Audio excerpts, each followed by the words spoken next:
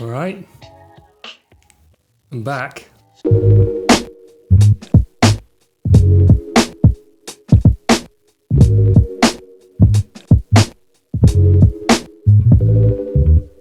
Hello, my name's Ben from Ben Stacey Solutions, and yes, we are back finally after a ridiculously long break. Today we're going to do something new. So first of all, when I started this channel at the beginning of the year, I said we were going to do 12 uploads this year. I was going to aim at one a month and try and get 12 out during the year. Today is number 12. Woo! So despite the ridiculously long break, we've actually managed to hit 12 video uploads before the end of the year. So I'm hoping we're going to get even more than 12, which is going to be great. And looking forwards, what we're going to do today is something a little bit different. I'm going to start a new video series, a new video stream, whatever you want to call it, and I'm going to call it Top Tip Tuesdays. So today's video is just going to be one very short one, just looking at one quick top tip that I use when I'm mixing sound. Hopefully you're going to find this helpful, and I'll start doing these not every Tuesday, but I'm going to start throwing them out Tuesdays. There's going to be a video coming out, Top Tip Tuesdays, one quick bite-sized chunk of really helpful information. So hopefully today's is going to be one of those for you. So the reason I say don't press mute is because most of the time in church situations, we're human, we make mistakes, we get things wrong, and I'm yet to go through a church service where somebody hasn't somewhere missed a cue, somebody steps up to a microphone and the microphone isn't quite live and they haven't quite got it right. And there is nothing more disruptive and obvious and in your face as a mute button suddenly being unpressed.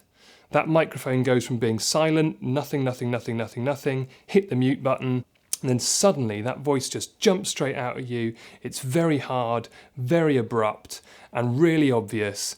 And it makes you look like you've made a mistake and you've got it wrong because you've just missed that cue just by a sentence. You know, they've just got into the microphone, just started speaking, and you've just missed that cue. And then suddenly it's bang, it's there. And everybody knows straight away, sound guy wasn't on the ball. So instead of using that mute button and having that hard, abrupt jump of sound, just bring the fader up. And instead of looking like you've missed your cue and you've got it wrong, what you end up looking like is, I was awake, I was aware, I was on the ball, the mic was just a little bit low. And all I've got to do is just push it up a little bit. And suddenly that hard, abrupt change of sound that everybody notices and everybody's aware of becomes a much more subtle, oh, maybe the speaker wasn't quite on the microphone, or maybe there was something else going on. The sound guy's on it, the sound guy sorted it. It wasn't obvious, it wasn't abrupt, it wasn't hard, it wasn't in your face, it was just a subtle push the fader up and we're there and we're good to go. And so, yeah, okay, if you're really on the ball and you're 100% there and you're completely focused and laser sharp, then maybe muting stuff is quicker and maybe you can do it well.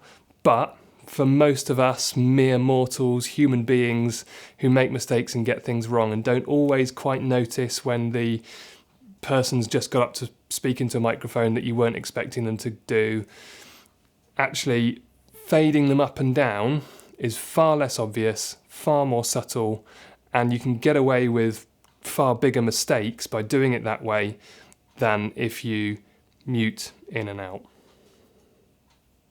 So that's it for today. Hopefully you found that helpful. Hopefully there's been some great information in there for you. If you've liked this video, it would really help me if you could like, share, subscribe, hit the bell icon, all those kind of things. And I will see you in the next video.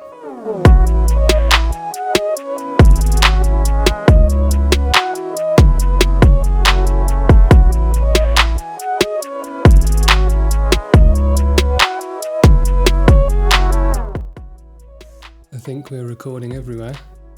Testing, 1, 2, 3. Let's do this.